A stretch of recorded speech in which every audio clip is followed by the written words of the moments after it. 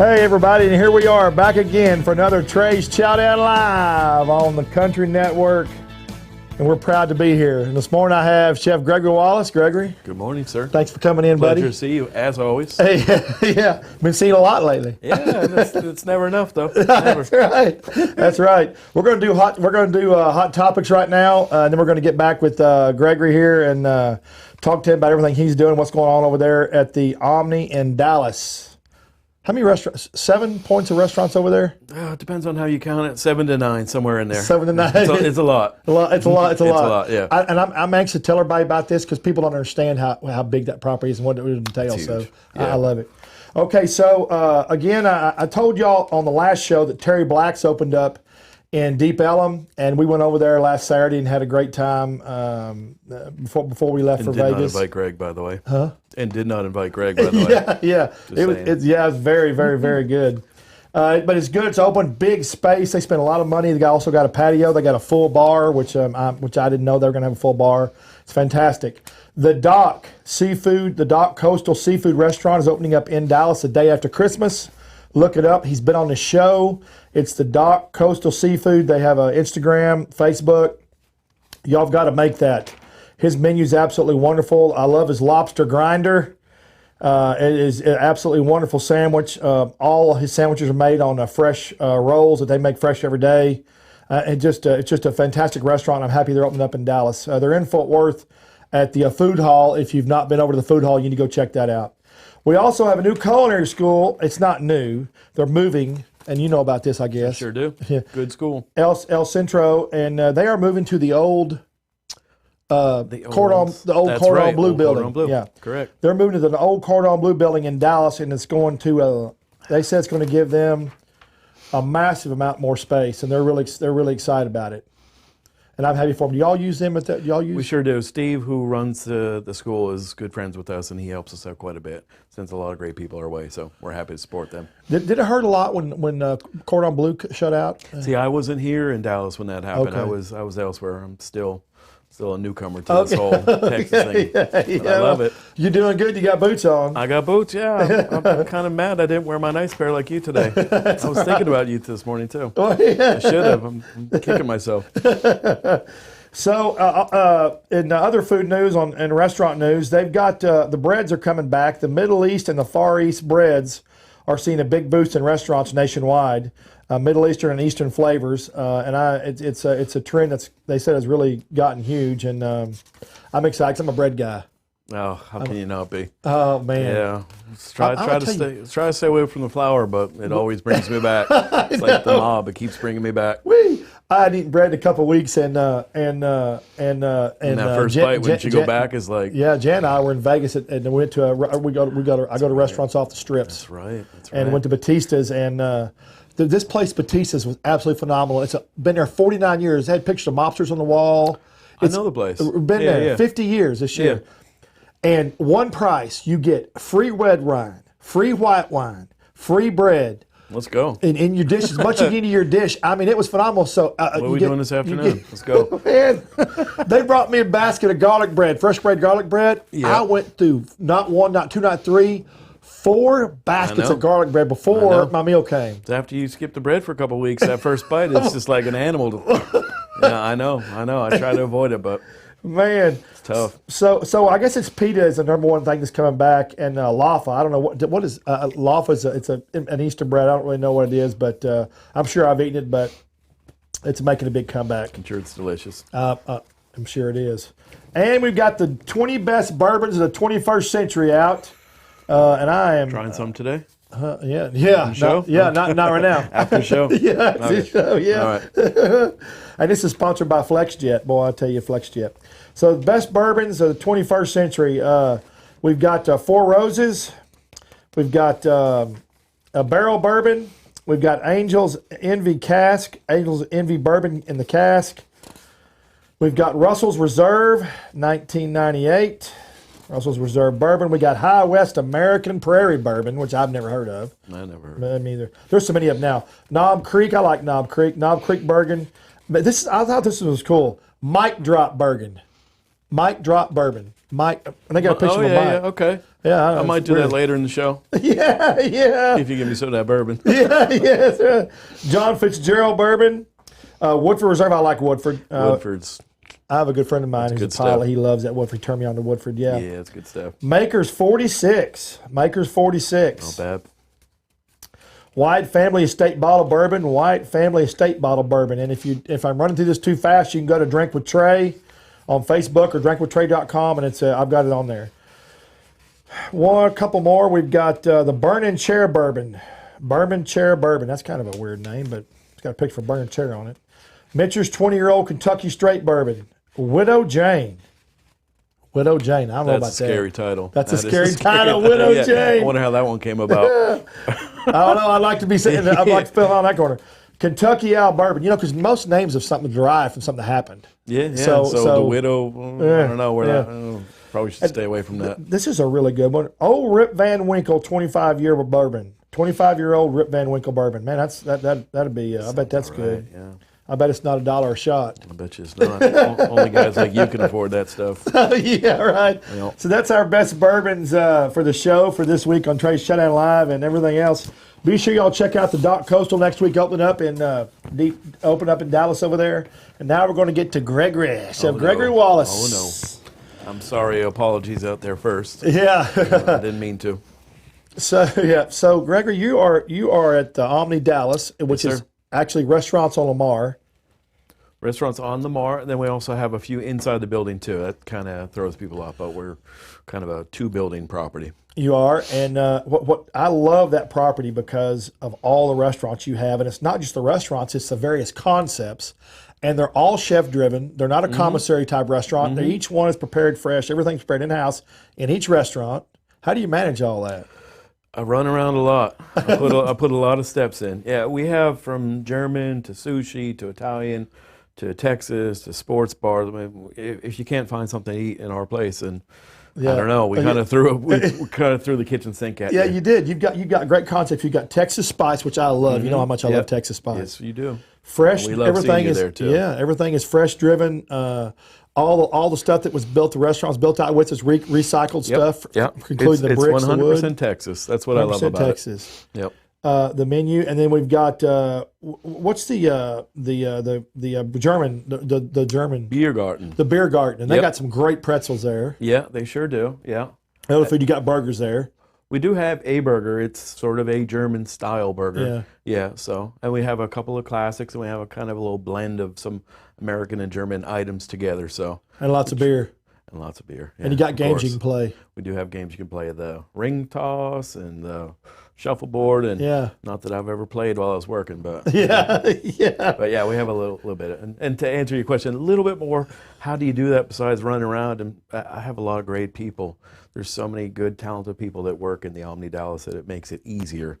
It is a big property and it takes a lot to keep it running every day, but we have a lot of great people. So. Well, I have a fetish for Omni. I love all the Omni. We love you, and we love the support you give us too. I think that, and John Teaser, you were there at that chef John's talk. a great guy, great chef. John Teaser made a comment. He said that he feels like maybe the future is for the talented big chefs to go towards hotels. He's not wrong. Because of the budgets that hotels have, you have less constraints. You can do a lot more, be more creative, and have a lot more refined and better menu. Yeah, so, kind of what you see in Las Vegas. Yeah, exactly. Yeah, he's a bright guy too. Aside from being a great chef, he's not wrong.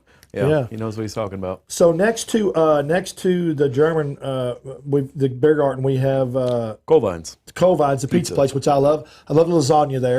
Yeah, it's kind of it's a wrapped lasagna. So it's you could almost call it a milfweed because there's so many layers to it.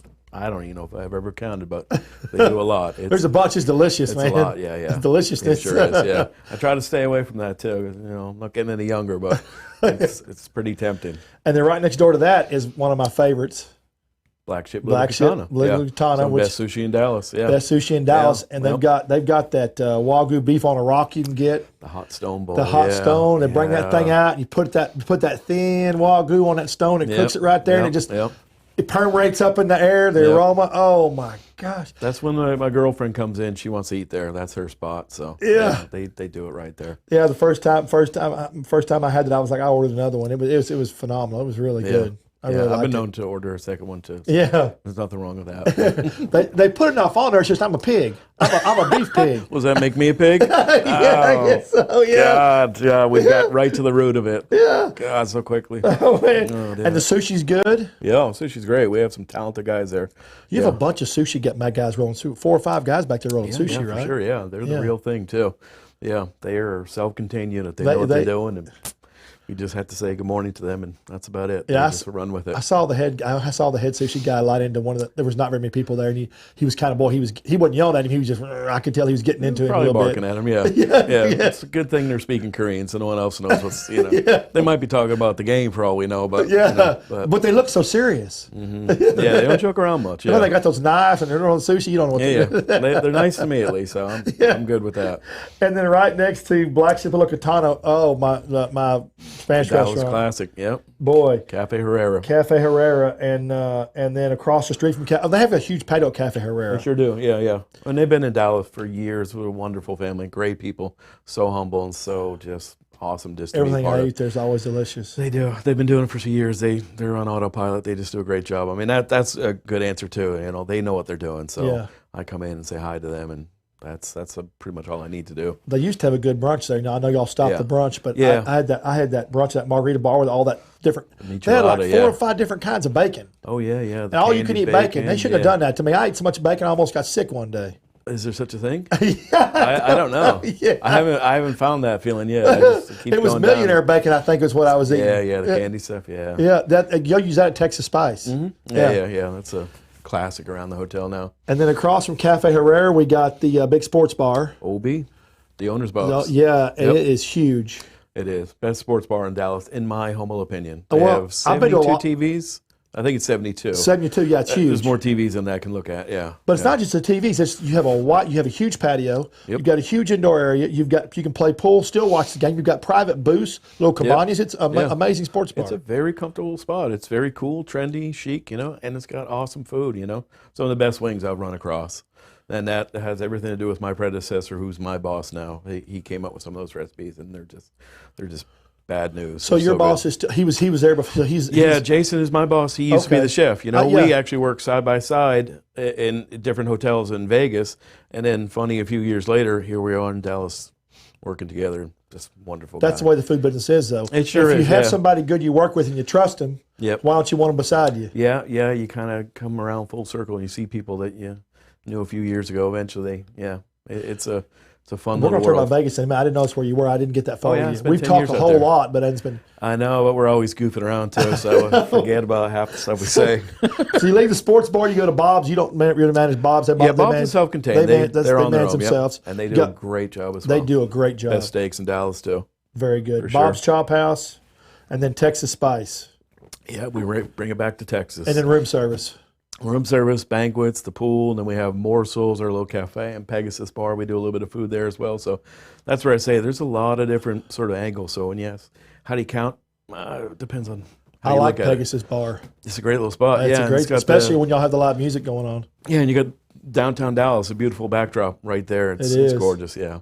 As much as I look at downtown Dallas, from where I am every day, I still never get sick of it. It's such a beautiful skyline. All those people, but everybody that goes to downtown Dallas, I don't think they realize that hotel's in downtown Dallas because it's such a big property. Right. It doesn't look like it's in downtown Dallas, but as soon as you leave Right. the property and go one block, you can tell you're in downtown You're Dallas. right there in the middle of it all. Yeah. Yeah. It's really beautiful And down there. I want to say this before we get started on your career. People have a funny impression, just like the Omni in Fort Worth and the Omni in Dallas. They have an impression that they go there, they got to pay for valet, they got to find a place to park. That's not the case. They want to go there during lunch or dinner. They can valet park, and the validation is for free if they eat the restaurants or for drink. Sure. Yeah. And it's so easy. It's so much easier than trying to find a parking space anywhere. It's really not hard at all. I mean, there's 2 different garages in there, as well as if you do want a valet, you can do that. But, there's plenty of places to park. It's very easy to get to. And just in the corner of where that is downtown, it's really easy to get to. Very, yeah. Yeah. So And, you don't have to get stuck in the where Dallas traffic. where parking is a huge problem in Downtown. It's hard, it's yeah. not there. No, not at all. Yeah, downtown, because I lived for a short while in downtown, their parking is an issue. Oh, you did? Yeah, when I first moved here a couple of years ago, I just got a place real quick down there and close to the hotel, So parking is an issue, but at the hotel it's not. You can get in there. Yeah. It's really easy. Plus, to you get have in free parking about 400 or 500 spaces below the restaurants. Yeah, yeah. But you can come in off Lamar Yep. and go down, and that's free too right if you need a underneath. drink. Yep. As long as you get the Fantastic. restaurants. Yeah. So we try to make it easy. Make it Trying to easy. have some Texas hospitality about us. Yeah, and we got a bunch of food back here. We got some Sure. brisket. We're going to do that later on. Well, that's all for you. You got your work cut out. Yeah, I do. I had breakfast. I know you brought your Rice Krispies Yeah, doll. yeah. Like, so we're going to get into your career. So where are you from originally?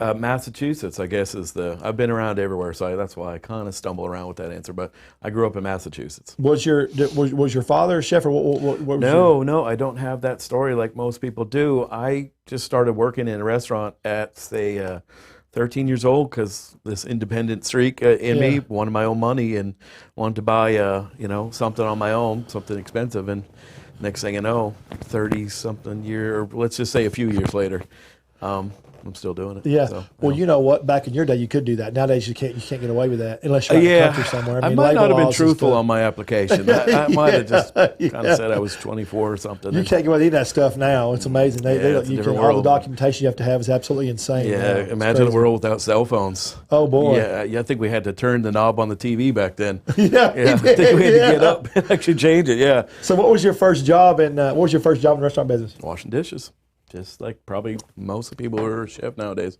Yeah, that's a true story. I wanted to buy this one expensive item at, say, 13. I might have actually been 12 when I started, but I forget. But it was a few years ago. And that's it. I heard an ad on the school. I think I forget what age it was exactly or what school I was in, but they were looking for people to help out in this kitchen in this restaurant. It was the nicest restaurant in town. And I started working there, and next thing you know, it's like, here, can you open the clams? Can you do this? Can you do this? Because back then the dishwasher didn't just wash dishes. Yeah, you did. Yeah, it wasn't just a station back then. Oh yeah, if you weren't doing something, you were, well, we'll find something for you to do. And next thing you know, I was doing everything. And Dishwasher back then might have been the whole back of the house. pretty much, yeah. Is that what he did? Yeah, you're making salads, you're opening clams, you're chopping garlic. Yeah. You peeled a lot of garlic in those days, yeah. There was no such thing as a tub of peeled garlic. It was... Oh yeah. For about 2 years I had the smell of garlic on my hands. Yeah, that's... Wait, Yeah. Chef Blaine from Grace Yeah. and Little Yeah. Red Wasp, Uh-huh. he told me his story. He started about the same age because he had a girl. He wanted to go take her out, and he started in a hotel breakfast doing bacon. Okay. And he said, laying out bacon. he was so sick of bacon. Yeah. For The smell of raw next bacon 2 on your years, hands. yeah. I can never imagine being sick of Yeah. it, but it's what he said. So it's a Yeah. similar story. Well, mine was a guitar. That's that big purchase. Oh, that was- I wanted to buy a guitar. Oh, okay. Yeah, and I still have that guitar too. Do you really? I do, yeah. It costs a fortune, so. Well, yeah. a girl's a little easier to manage. A guitar's a little easier to manage than a girl. Yeah, I'm going to plead the fifth and not say anything. Yeah.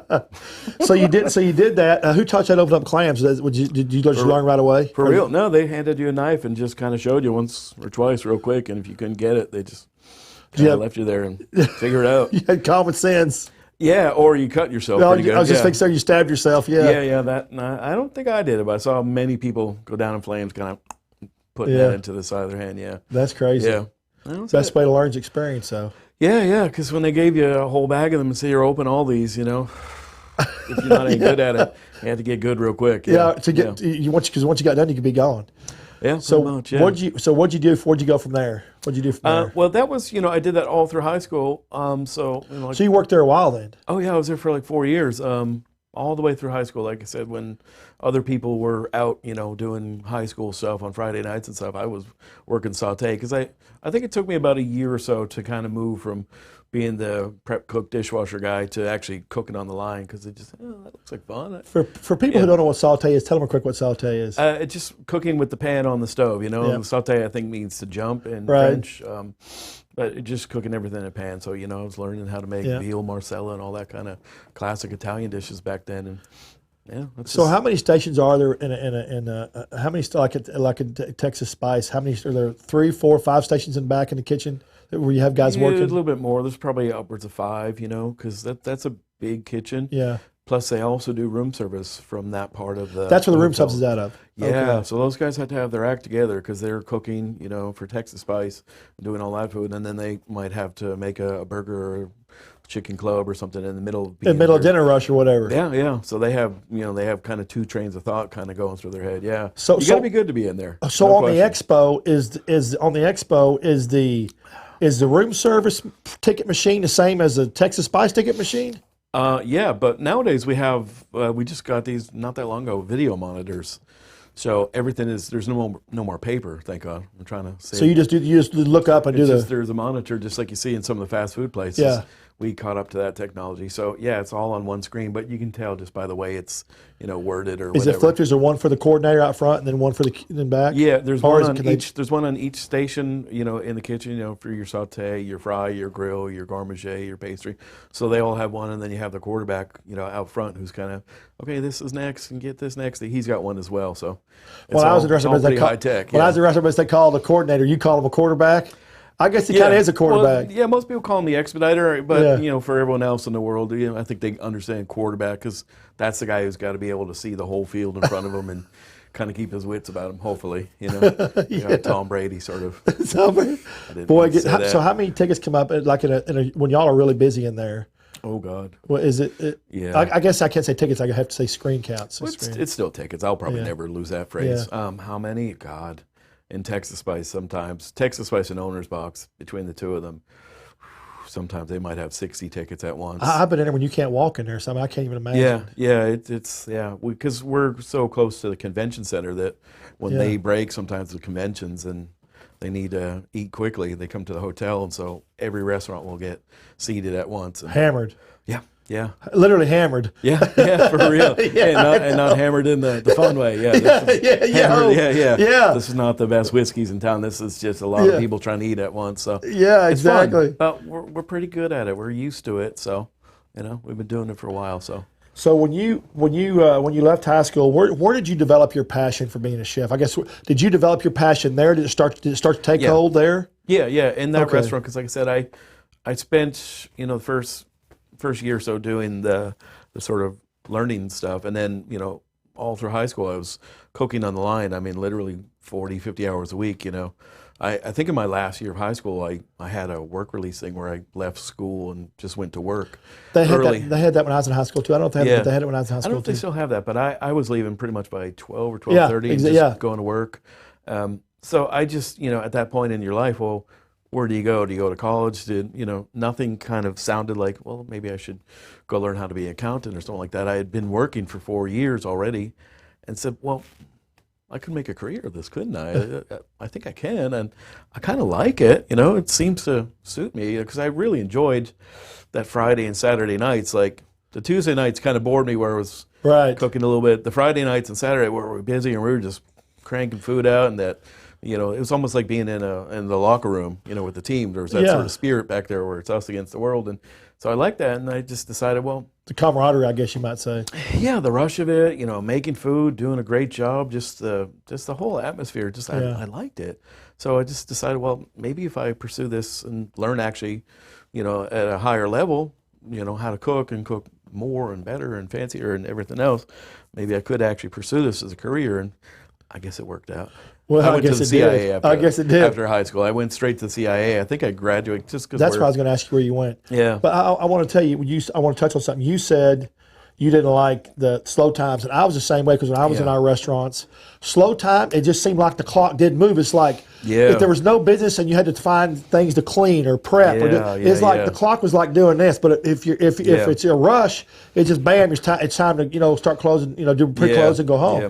I think a lot of people in restaurants who actually love it, they have sort of that need for speed or that sort of short attention span. We might call that. There might be a terminology for it. Mine was ADD. That might be it. I was trying to avoid labeling anybody, but we all might have a bit of that. We have sort of some compulsive of keeping everything in order, and when things aren't busy, we kind of we need to be busy and kind of chaotic but also controlled at the same point. So because most restaurants, when it's slow, that's when kind of mistakes happen. Yeah. Because no one's really on their game when they're busy and managing 15 things at once. that's when everyone's clicking. The people that excel at working in restaurants. So there's a certain type of person. So what do you think? What do you think makes in your opinion? What do you think makes a great chef? Couple of screws loose. What couple screws loose? Yeah, for sure. Yeah, for sure. Yeah. Well, I always say, like, and this is not meant to be insulting in any way. It's meant really as a compliment. The really great ones, the people who excel at, sort of an artistic type thing, they really are wired a little bit differently. A lot different. Yeah, maybe a lot, maybe a little bit. A Yeah, lot. yeah. I mean, there's something about them that pushes them to excel and achieve at something that's just not the traditional path. And I think that they have that sort of personality. Yeah. So which I like to define as passion. I say people don't sit in that seat; they don't have passion. Yeah. Well, when you're rich, you're eccentric, and when you're sort of every day, you're weird. So there's some of that. So yeah, you definitely have to have just that type of personality. It helps. What do you look for as an executive chef of all those restaurants? What's one quality you look for in a person when you're talking to or interviewing them for a job? What's one thing? You have a pet peeve? Your biggest thing that you like to look for? Well, just show up on time for one. Oh, I bet that's a test. I bet that's a test nowadays. Yeah. Oh, I've had and people in interviews pull out their cell phone to check a text message, for real. Yeah, I mean, doing interviews. I've had that more than a few times. I mean, nowadays the world's changing a little bit, where our everyone's attention span's a little bit different, but. Yeah. When someone shows up looking for a job, honestly, if they're young, I'm not worried about their experience, how much they have so much. It's really their attitude, So they show up with a good attitude, and I want to learn, and I want to work hard. And you can pretty much tell that about someone pretty much right away. I think I'm a pretty good judge of character, and you can see that in people pretty much. Are they going to be someone who's really willing to work hard? Because it's humbling at first. There's no question. It is. It's very humbling. Oh, God, yeah. Keith Hicks tells me, he said, I found out somebody is real quick. He said, I always say, come back here, let me show you a station. It's a dishwasher station. Yeah. And that's how he develops a character. And if they kind of think they're above that, then, well, that's not the right person, because, it's not been that many days since I actually washed a couple of dishes or helped out. Yeah. A great story about my boss, Jason. 2 weeks ago, we were hammered in the restaurants, and somebody didn't show up to help out, or somebody didn't show up to wash dishes, and I walked into owner's box, and it was packed. And there I see Jason, who's in a very prestigious position, washing dishes in his suit. That's the kind of person that excels in restaurants. Yeah, I call that want to. Want to. This is what needs to be done. Yeah, that's right. You got to get into it. He's the kind of guy that a lot of us are. The kind of guys that, where's the fire, we run towards it. Yeah. If you see the people who kind of shy away from it, well, you're not suited for a restaurant. Yeah, for sure. you're not. Yeah. You maybe a hamburger stand or something. Yeah, maybe somewhere else. But yeah, you're the person who definitely runs towards trouble. My dad believed. My dad had 7 kids, and we had a lot of restaurants at that time. I mean, we had over 100. And my dad was a firm believer. For years, man, we cleaned restrooms. Yeah. We prepped, we swept floors, we worked counters. I mean, we did everything. Yeah. We did everything. Taught you picked values. Up parking lots, taught you values. And I think sometimes values are gone now in America. It's a dying sort of art, I guess. Yeah. But it's hard. I can always tell somebody young who's taught values at home. Yeah. I can always tell. There's a great example, a young man who works in the hotel. He's from El Centro, and he's 21 maybe now, and I've known him for 2 years, and he's got that work ethic already in him. He's got those values. He will literally do anything for you. And it's, for that generation, you don't run across those a lot. You don't. No, it's few and far between. But in the next breath, I also don't sort of look negatively down upon it. It's pretty easy for older people to sort of look at the younger generation. Yeah. But how do you blame them? I mean, you can't blame them. I don't blame them. They've grown up with phones, and they're able to make money on YouTube, from their bedrooms nowadays. Yeah. And I'm kind of jealous that that I'm not making money playing video games or something. Yeah. I'm no good at them, but anyway, I don't blame them either. So you went to CIA. Yeah. 2 years of hard knocks. And that was Hyde Park. Yeah, up in Hyde Park, so New you York. went to New York. Park, yeah. So there's a lot of guys down here that went to that school. There's a lot of guys here and in Vegas that went to that school. Yeah, for sure. Yeah, that's there's a lot of great schools out there. There was less back then, so it was pretty much CIA and Johnson & Wales. And I guess now you do have a bigger choice of schools now, because used to there was only a few, a handful. Yeah. There might have been some smaller ones. I think New Hampshire had one when I was figuring out where I wanted to go to. But the choices were limited back then, and now it's great that there's so many more options. But CIA was it was like going to the military. You know? So when you left CIA, where'd you go from there? Where did I go? While I was there, I was out in California because you had to take off for a while and go out and learn in a professional internship. I think I went to Florida at that point because I wanted to be a beach bum for a while. You know, I was in Hyde Park, New York, where it was 12 degrees All the time, and lots of people. Yeah, and lots of payment.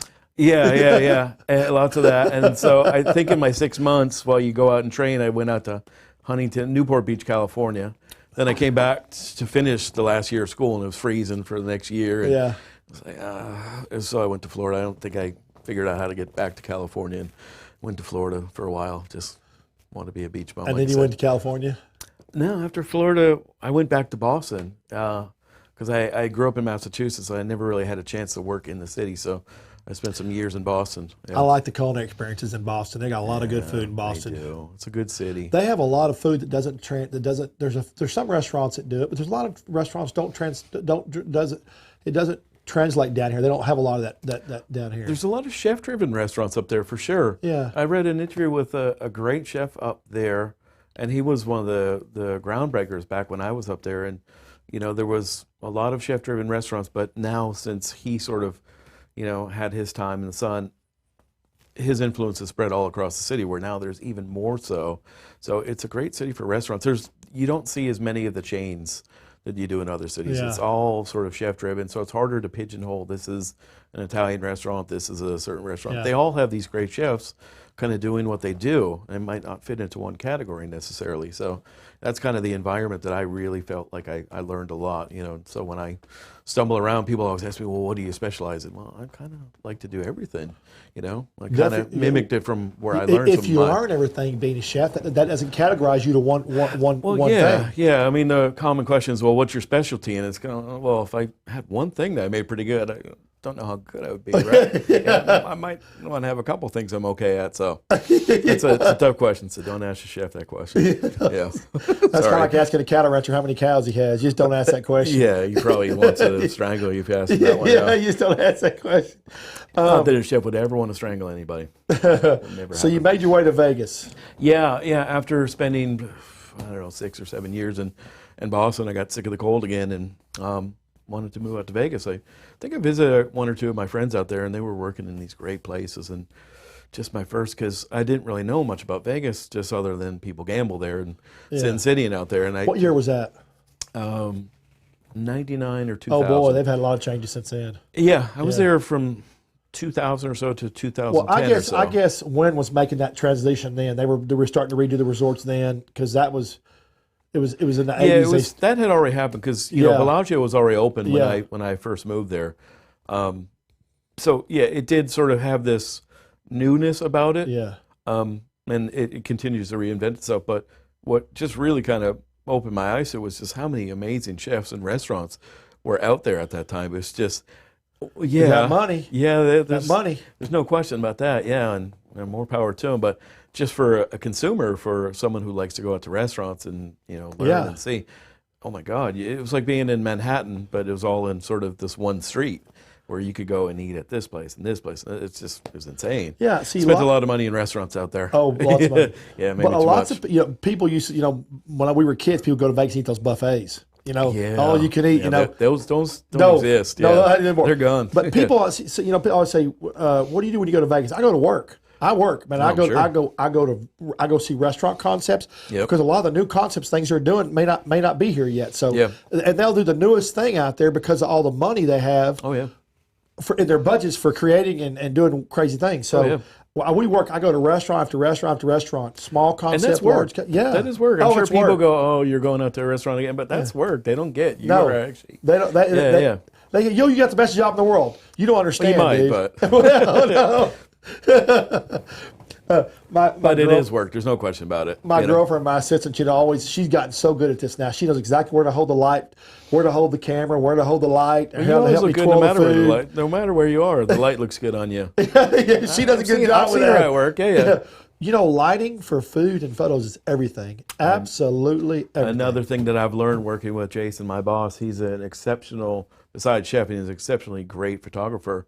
And I saw how he did it, and he's got his lighting and his diffuser, I guess, and he's got a very nice camera. And I just watched him kind of go about it, and I could see, what my eyes would see is a decent looking plate. And then once he would do his thing, oh my God, that looks like something out of a cookbook. Like, it was beautiful, and it was just delightful. Looks like something I want to eat. Yeah, imagine that. Yeah. But it has so much to do with the light. It's pretty amazing when you see how it's done a little bit. So hopefully one day I have some time to learn more about it. So you met Jason in Vegas? We worked next door to each other and never crossed paths. What hotel? What were you? He was at the Mandarin. I was at Bellagio. I like them both. Yeah, they're great places. Yeah. So I knew about him. I'd heard his name. Some friends of friends knew, but we just never crossed paths. And by the time I actually went over there, I think for a Christmas party, he had already left to move to Texas. You know a place I really like? Walk right out the front door of the Bellagio, right across the street to Moga Amiv. Moga Amiv, the steakhouse. Yes. French steakhouse. Yeah. I almost ended up working there, but I didn't go there. I like it. It's delicious. I think I worked at the MGM instead. And I can sit and have a free dinner, watch a free view, watching the fountains at the Bellagio. That's go one off. thing. The Bellagio built the greatest attraction for the Paris and for the Cosmo next door. I never understood why they didn't put something out where people could put it behind eat. the building. Or something. Or where people could sit from the Bellagio. And There's a couple options now. They didn't do that at first, but now there's one or two, but not for a lot. It's one of them I believe is one of the more pricey restaurants that you can, it is. Yeah. And they used to have, this was for the high rollers, a table to sit out there, but only one. So, yeah. You might be a high roller, baby. Yeah, out of my tax bracket. Yeah, for sure. Yeah. So you were in Vegas and you met Jason. So is that when you came to Dallas? No, I did about a decade out there, and then I did a couple of years back in Florida again. I know. I want to get back to the beach. The beach keeps calling me. Where in Florida? Naples. I like Naples. That's one of the wealthiest places in Florida. Yeah, it was. Yeah, I was definitely the poorest person there, for sure. But yeah, a couple of years there. I go a lot. I travel around Florida every summer, and for about 3 weeks with my friend and Bob and Jen and everybody. And you go in the summertime. I work there too. I go to all the restaurants. Okay. I like all the concepts, and it depends on if you're in that little beach community. All the restaurants kind of the same. As soon as you get out of there, you can find all kinds of really cool little. Yeah. There's a lot of mom and pops. Yeah. A lot of mom and pops. I like to see the food variations. Mom and pops in every sense of the word. Yeah. Yeah, very literally small. mom and pops. Yeah, and some great cooking happens in some of those places too. That's why I like some of those shows out there where they specialize on those mom and pop places. Yeah. Because I see them put together stuff and I go, there's some good cooks out there. There's a place I like to go, and it's two sisters from New York. Right. And they retired. And they opened up they serve breakfast and lunch, and it's got 4 little seats at the bar, and then like 6 or 8, 10 tables. And I go in there just to listen to these two yell at each other. It is the funniest. They talk real loud. Because New York, if you live in New York, I would never say anything bad about people from New York. No, but it's not bad. It's just the way they talk. They talk loud, talk over each other, and one talks. They do that. It's just funny. It's very funny. Yeah. Personalities. Yeah, they're living the dream. They probably watch the sunset every night and they live in just it's a peaceful environment. Yeah. And they give you a lot of food. And I like somebody who gives me a lot of food. Yeah, that's East Coast for sure. Yeah, they don't. That's right. No, I think they're Italian. Maybe they right. Yeah, they don't skimp on the East Coast. No, they don't. Do they? Yeah. So I did a couple of years down there, and then I found myself in Germany for a couple of years after that. Yeah. So where'd you cook in Germany? At a hotel in, I guess, Bavaria. You have just been all over the globe. It's been an interesting, that's I didn't know you were a chef gypsy. Something like that. Yeah. Well, It's experience. Yeah, that's what I was going to say. I always felt like it was important to kind of keep learning as you go. I'm not the youngest guy in the kitchen anymore, but I still want to keep fresh. And you know what, though? You got that passion. That's passion. I do, yeah, I do. I still enjoy, my favorite thing to do is still cook and get my hands dirty. And, because you text me, I asked you what you're doing, you text me a picture, you were testing briskets at home in your kitchen. You got a new smoker. What'd you get? I got the Traeger. The Traeger, okay. And then I got another little smoker. So you were testing out, you were at home testing it out. Thing I got. Yeah, pretty much more days than not when I'm not working, I'm cooking something, and it's a pretty great thing, because whenever there's a get together with girlfriend and her friends, I always, hey, you want me to cook something? It's just, suddenly the day now I've got a purpose to it, where otherwise I'm paying bills and cleaning the floors and fun things aren't fun. Laundry, God, I thank goodness I have somebody that takes care of my household for me. She's great at that. She takes care of all that stuff. Yeah, see, you're in that tax bracket up here. The little chefs are down here. Yeah. That's Janet that does that for me. Oh, hey, well, you better hold on. I'm holding tight as I can. Yeah. I got it when I go home. Definitely punching out of your weight class there. When I go home, I lock her down. I have a lock and chain I put on her when she can't get out of the house. We just took a turn out of it. Can you see there? Can we edit? No, can't. All right. So you made you got back to Dallas Omni. Yeah, I really miss being here in the U.S. Like it's a great experience, and I think as unrealistic as it is, everyone should try to live in a different country once in their life and just sort of see a different sort of slant on life. It's a great experience just to be out of your comfort zone. So I loved it for that, but I also missed being here so much. And, I was getting back to the U.S. and Dallas just popped up on the radar. And like I said, my good friend Jason just contacted me out of the blue. Isn't that crazy? Yeah, I was literally in the airport in Spain and I got a message from him, "Hey man, what are you doing?"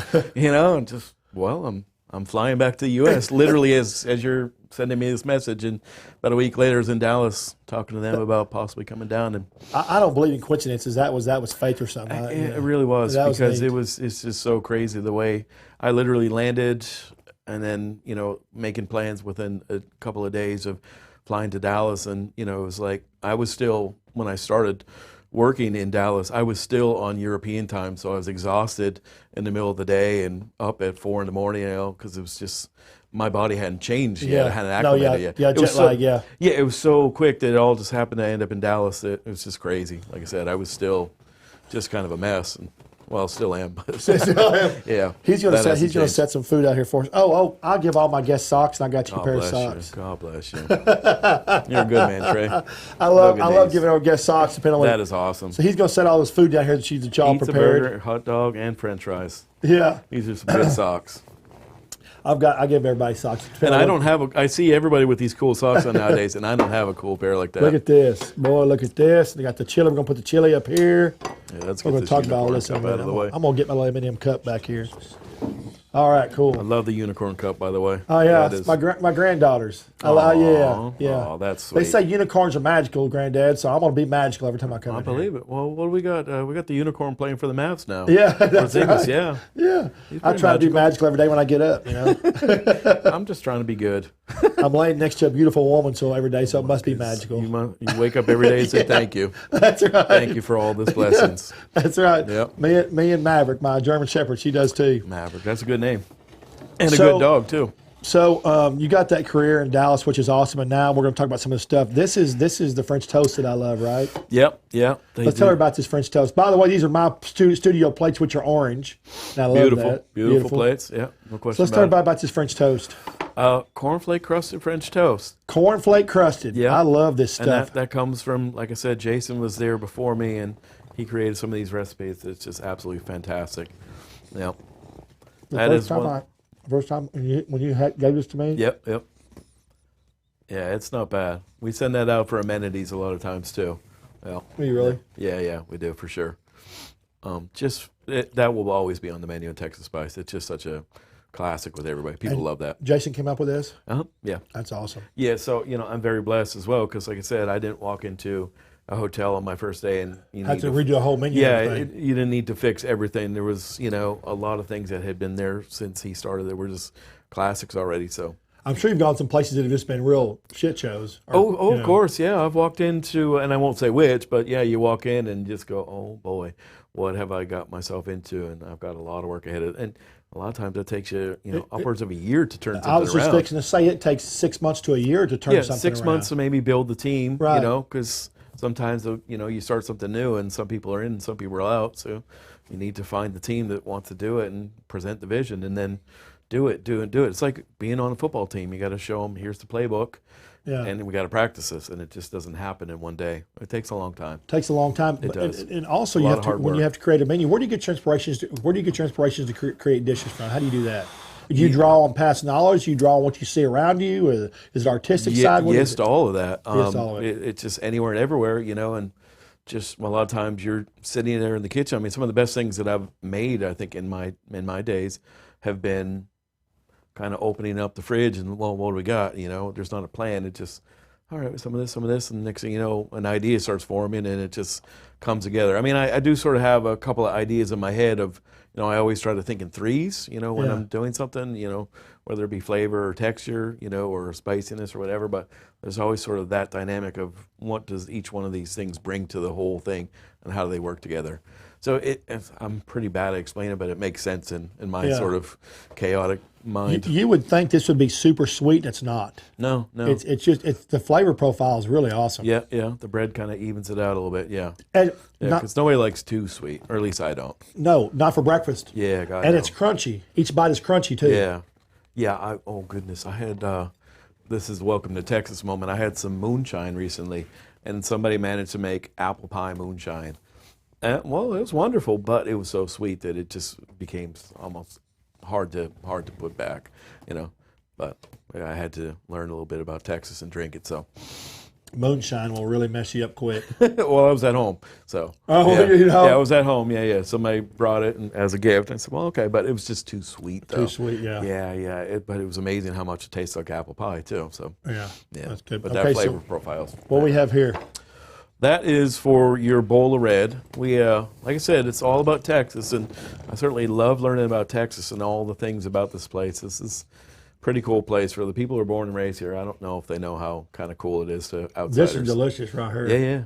It's just fried bread. But it's the condiment for the bowl of red, which I learned all about, you know, when I first came here, too. We didn't want to just make chili. We wanted to dig it into the authentic way that it's made, and so we try to recreate the old recipe in the old way. Is that what you call it, fried bread? Yeah. This is just absolutely delicious. It's crunchy. The texture is awesome. The flavor is and it's amazing. Healthy too. Yeah, it's healthy. Yeah. Yeah. Right in the deep fryer. How do you make this fried bread? Right in the deep fryer. We have Texas spice, which is more than just the name of the restaurant. We have an actual spice, a blend that's Texas spice. We deep fry it, toss it in the Texas spice, a little touch of salt, and it goes great with that bowl of red. I've never had this over there. Yeah, we do that with the bowl of red, and we also do it with the chicken salad. Yeah, because we're always thinking about healthy. That is just delicious, man. It is, yeah.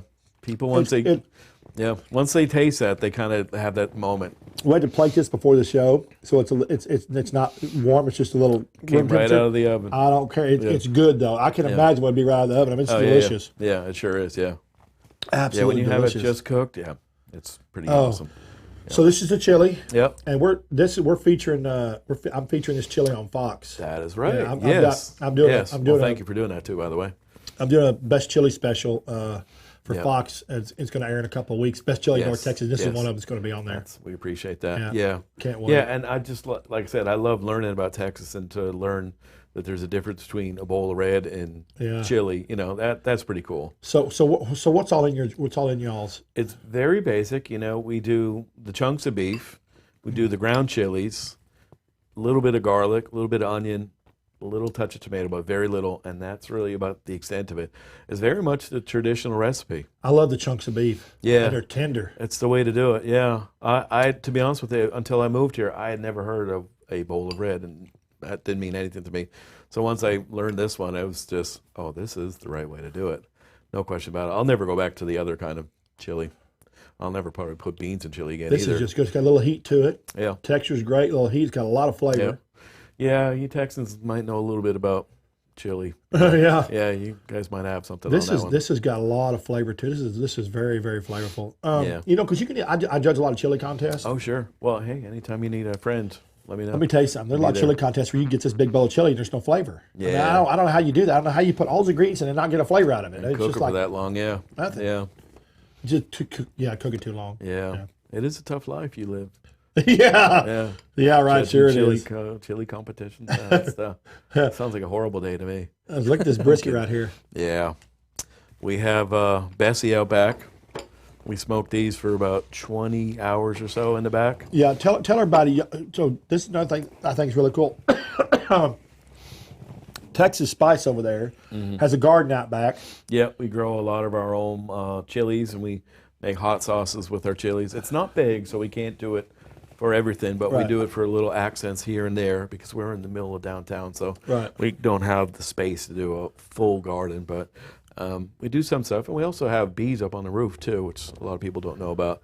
See, now yeah. Amber's told she didn't tell me about that. She's holding back on me. Y'all got Yeah. bees on the roof. Why have I Got never seen bees on bees the on the roof. roof? I've never been up there. Why have I never been up there? Well, to be honest with you, it's hard to get to. I don't care. You say that until you're climbing that ladder to get to it. Yeah, because my first time walking over there, I don't like heights that much. And you're up on the roof. You're not on the third floor, but you're somewhere on 4 or 5. And you got to go all the way around the building. See, this you got is to climb neat. up See, a ladder and climb down a ladder. This is what I talk about when I say Omni's passion for greatness. Everything Omni does, and this is not a commercial for Omni. Omni's not paying me to say any of this. It's why I paying feel. me, though. Yeah, they're paying you. But I am passionate about I'll say it Omni. for you. I'm passionate about Omni, the way they are, the way they. I've stayed at Omnis in California, in New Orleans, Yeah. in Texas. I mean, I just love them as a hotel, and I love their passion for everything they do. You've got a garden. What hotel would you travel across the country that you would see they make everything fresh? Nowadays, it might be more than one, but Yeah. they have their own garden. Yep. They got bees on the roof. I mean, that's just stuff that. Well, they're definitely a chef inspired or driven. Yes. As far as how they approach their food and beverage, which was, I knew about them before I came to Dallas, and so when this opportunity came up, I said, "Oh, Omni, they've always been that way. That they let chefs be chefs. It's not dictated by someone else. They let your creativity shine. Yeah, they let chefs do what they're paid to do and Right. be creative and be good at it. And that's kind of more rare than you would hope or think in hotels. Yeah, Omnis are very F&B. I think they also every hotel has a little bit of Vegas in it, because in Vegas, they want their hotel to be a destination. They want you to come to their hotel. They don't want you to spend your money gambling, spend your money on entertainment, spend your money eating and drinking, but they want you to do it in their facility. That's why they have so much. Yeah. And I think Omni takes a little bit of that. Yep, they do. And they want that hotel to be destination, so they've got 4 or 5 restaurants for you to eat at. Well, there you have a lot more, 7, Yeah, but the yeah. average Omni's got 3 or 4. Yep. They want you to eat there. They want you to drink there. They want you to socialize there. They want you to do your sure. business Yeah. there. They want it to be a destination so you don't go anywhere else. Yeah, and that's And I think exactly that's a what good- downtown yeah. DCC is. You really don't need to leave the property. 'Cause we got the pool, we got all kinds of different things to go to and see. It's a great spot. Like Omni is, obviously I work for them, but they are a great company. They're a They good really company. are. They really are. No, they're great. I mean, they're based out of Dallas, so we get to rub elbows with the corporate level people who are running the entire corporation. And they're just great people, and they all have that same mentality about doing it the right way. They're not some big conglomerate that's just looking at numbers. They're looking at making it a great guest experience. They're really what they do. They're really focused on that, and that's why I enjoy working there so much. So they I practice am- what they preach. We are focusing now on this brisket. Ron, can we see this brisket up here? Look at this, y'all. So I know y'all see that brisket in the camera. Look at that. 20-something hours in that smoke. So Man, look, this is delicious. we really have a great smoker out back, and these guys have got this down to a science. Salt and pepper, that's it. It's nothing else to it. There's no secret to it. We don't even put Texas spice on it. It's just salt and pepper, and it goes in the smoke. Smoke it with oak and pecan, 20 hours. 20 hours later, that's what happens. You can see why. I love Texas for so many reasons, but coming and just playing with smoke all the time, there's a reason why I'm texting you pictures of briskets when I'm not working. It's just fun. It's fascinating just to do something low and slow like that. Well, the Texas Spices made my barbecue list 2 years in a row, and of course, I've got one coming out in a couple months for 2019. Cool. I'm excited about all the different products y'all order that y'all offer there. And the last one that we were a part of, some of those other guys who were bringing their barbecue, those guys it was a pleasure to meet those guys, but they were making some really incredible stuff too. Really great stuff. Good barbecue in Texas. Yeah, and that's why I love you so much, because you go find it, and then I just look up your stuff, and so I don't have to go find the bad ones and do all the trial and error. You do it for me. So It takes me all year to make that list. It takes me all year. It's a labor of love. It's a long process. like I said, people probably tease you all the time about it, but that is a hard job to do, because I'm sure, you can't sit there and say, well, I ate at this place, and, you don't bring those ones up. No. Yeah. No, I don't. You focus on the positive, which is I'm great. a positive food critic, so. Yeah, which the world is just fine with that.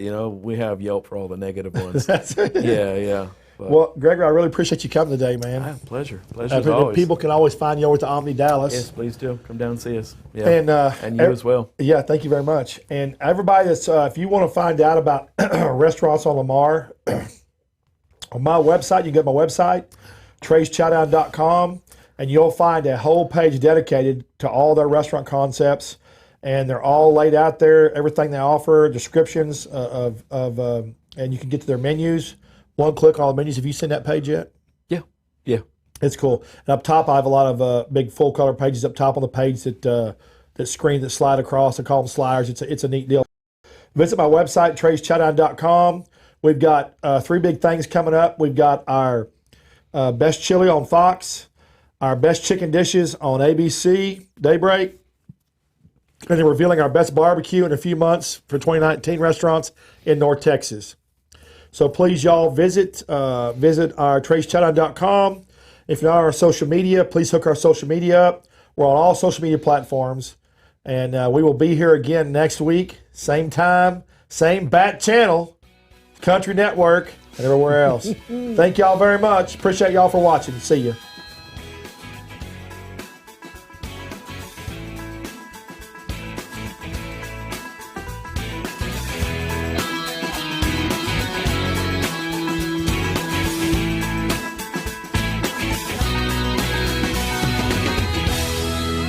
I'm Trey Chapman, publisher of Trey'sChowdown.com. I'm passionate about finding the best food, drinks, and chefs and sharing it all with you. I should know I have over 5 decades of food experience. Find me on any podcast platform, Facebook,